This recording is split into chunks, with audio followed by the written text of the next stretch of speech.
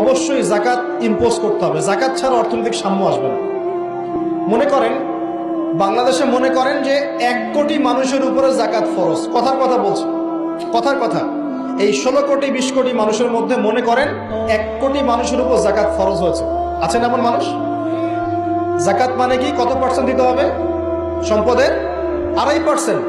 100 টাকায় 2.5 টাকা, এই তো। আচ্ছা, এখন 1 কোটি টাকায় এই টাকাটা কি ছোট না বড়?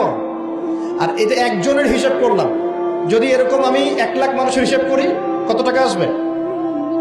এই টাকা দিয়ে আপনি কি করতে পারবেন? নিঃসন্দেহে আপনি দরিদ্র মানুষের সেবা এটা কাজে লাগাতে পারবেন। জাকাতের যে 8টা খাত আছে, আছে না? কটা খাত? 8টা খাতে সুষ্ঠু বন্টন করলে দেখবেন সমাজে একটা গরিব মানুষও থাকবে না, সবাই খেয়ে পরে বাঁচবে। এই কাজটা করবে কি? কেউ উদ্যোগ নেবে?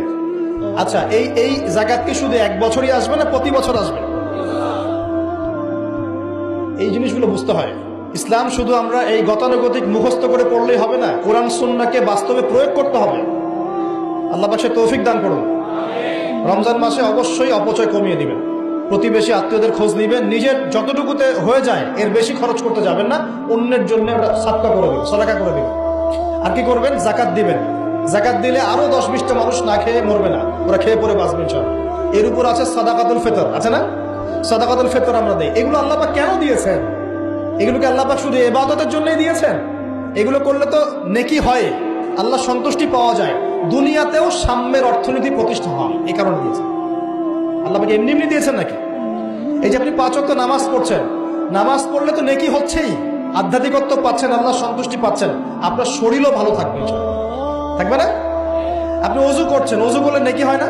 গুনাহ ঝরে যায় না? একই সাথে আপনি বিভিন্ন রোগ ব্যাধি থেকে বেঁচে থাকবেন ইনশাআল্লাহ। আপনি পরিষ্কার পরিচ্ছন্ন আছেন। প্রত্যেকটা কাজের পিছনে দুনিয়াবি উপকারিতাও কি আছে? আছে না?